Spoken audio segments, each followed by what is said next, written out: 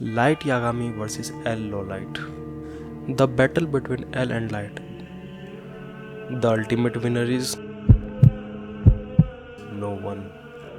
क्योंकि इन दोनों में से जिंदा कोई बचा ही नहीं। अगर डेथ नोट सीरीज़ की बात की जाए तो डेथ नोट की कुछ ऑडियंस एल को विनर मानती है तो कुछ ऑडियंस लाइट को। बट अगर लॉजिकली देखा जाए तो एल और लाइट दोनों ही मारे जा चुके हैं।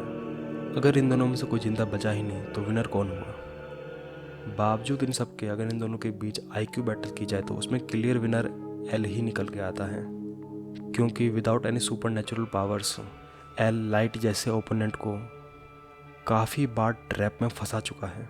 और अगर हम सीरीज़ में भी देखें तो most of the time light L के अगेंस्ट सिर्फ डिफेंस ही करता हुआ नज़र आया है।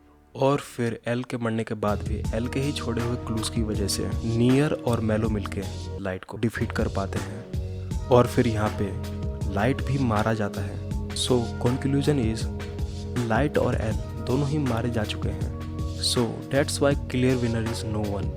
आफ्टर ऑल एल के इस केस पे एट द एंड ये केस सॉल्व हो ही जाता है।